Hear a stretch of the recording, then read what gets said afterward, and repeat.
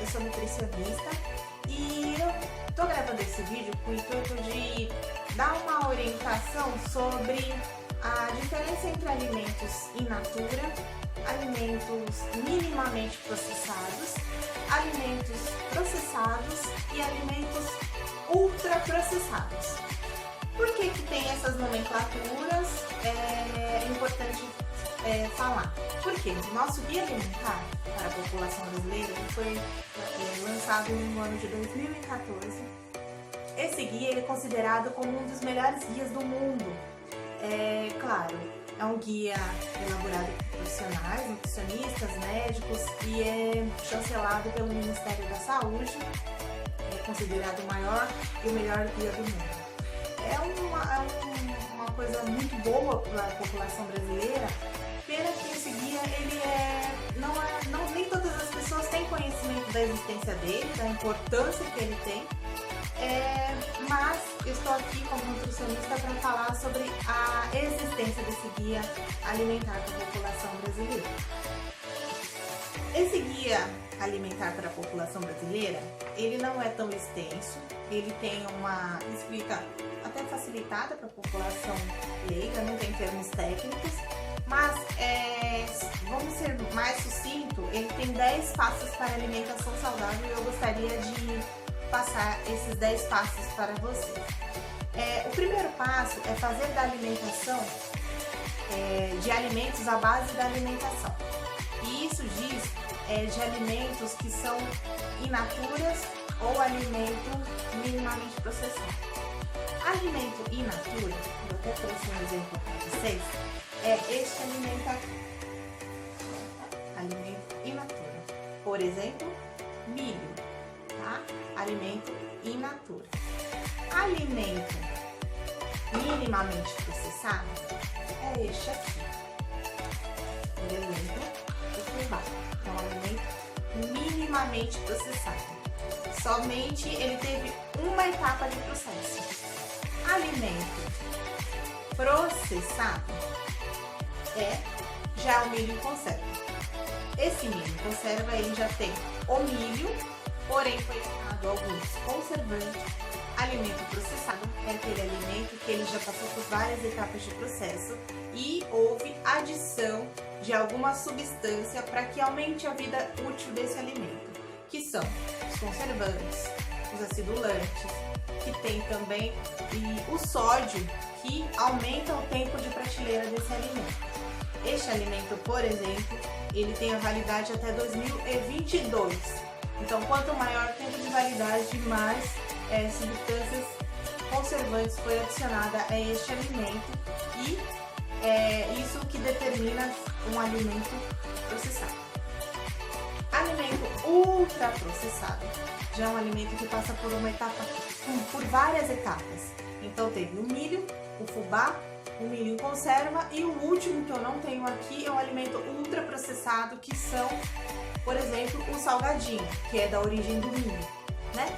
Esse alimento, ele é ultraprocessado, ele tem o mínimo de alimento e o máximo de substâncias químicas, tá? Se o indivíduo faz uso de alimentos ultraprocessados como base da alimentação dele, certamente ele não terá boa saúde. É essa a determinação e a informação que o Guia Alimentar diz. Quais são os mais alimentos ultraprocessados? Por exemplo, o refrigerante é um alimento ultraprocessado. É uma bebida açucarada. O que ele tem de alimento lá? Só tem o açúcar, praticamente. O restante é tudo substância química. Qual outro alimento pode ser considerado ultraprocessado? O suco em pó. E outro ultraprocessado? Os biscoitos recheados. E aí a gente vai para uma lista muito grande, né? Então, o ideal é que a gente faça da nossa alimentação, que a nossa alimentação tenha como base alimento, que são os alimentos in natura, aqueles que a gente compra na feira, ou os alimentos minimamente processados, que é o fubá, que é o arroz, que é o feijão. Ele tem uma etapa de processo, mas não chega a ser tão prejudicial à nossa saúde, porque não tem adição de nenhum tipo de componente químico que vai fazer mal ao nosso organismo. Outra recomendação que o Guia Alimentar diz é que a gente deve fazer o uso com moderação de açúcar, óleo e sal. Também o que nós devemos ter como recomendação, a terceira recomendação do Guia Alimentar para a população brasileira, é que nós devemos limitar o uso de produtos prontos para consumo. Isso envolve aqueles alimentos industrializados e que tem a sua etapa de processamento de processado a ultraprocessado. Então, in natura e minimamente processado, a gente pode fazer o seu consumo. Porém, quando chega a uma etapa mais além, que tem adição de sódio, de açúcar, de conservante, já chega a ser aqueles alimentos que são prejudiciais à nossa saúde. O quarto passo para a alimentação saudável é comer com regularidade, com atenção e em ambientes apropriados. Isso significa evitar consumir alimentos em frente ao computador, tablets, celulares, fazer da nossa refeição um momento importante, comer à mesa, também é uma questão muito importante, e o quinto passo, comer em companhia. Normalmente, quando as pessoas fazem o seu consumo alimentar sem companhia, ela vai sentar em frente à televisão porque nós somos seres sociáveis, nós precisamos de companhia. E a ausência de companhia faz com que a gente nos recorra a algum tipo de estratégia tecnológica, que é o uso de celular, que é o uso de tablets, que é o uso da televisão. Também o sexto passo para a alimentação saudável é fazer compras de alimentos em locais que ofertem variedades de alimentos frescos e evitar aqueles que só vendem produtos prontos para consumo. Ou seja, novamente batendo na mesma tecla de evitar o consumo de alimentos processados. Agora vocês já sabem o que é alimento processado. É aqueles alimentos que são adicionados substâncias para que aumente o tempo de vida útil desse alimento. Então são os enlatados em gerais, as sardinhas enlatadas, os extratos de tomate, as ervilhas e milhos em conserva.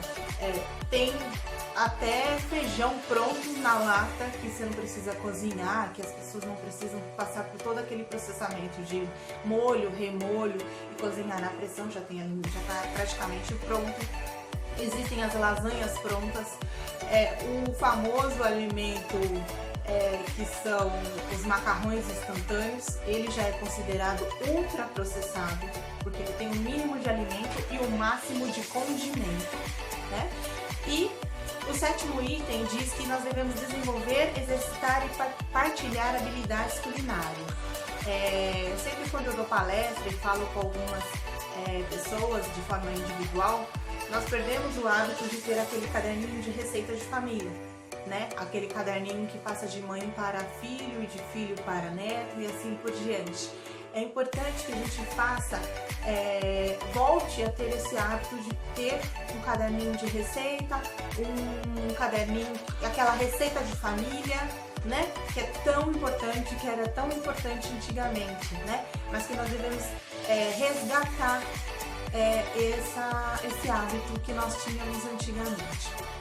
O oitavo passo é que nós devemos planejar o uso do tempo para dar à alimentação o tempo em que ela merece.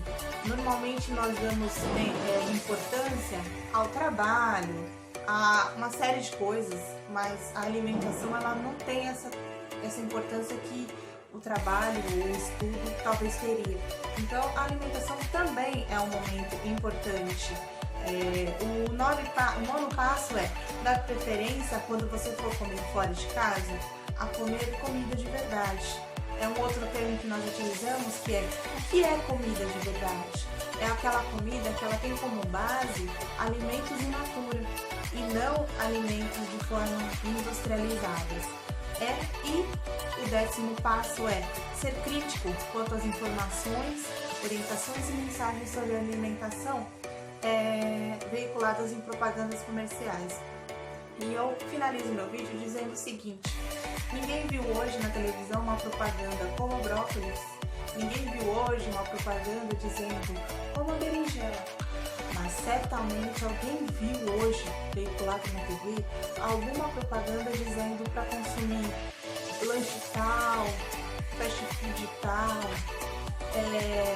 alimento X, porque ele vai te facilitar a sua vida, porque você vai chegar e desembalar e vai já consumir. Uma frase que eu guardo muito e certamente eu vou procurar a referência para dizer, não é minha, descasque mais e desembale menos, tá? A gente tenha mais saúde, a gente deve sim ter uma preocupação em descascar mais alimentos e desembalar menos. Até o próximo vídeo. Queria aproveitar e pedir seu like, clique no joinha, fala seus comentários. Se vocês quiserem pedir algum assunto específico,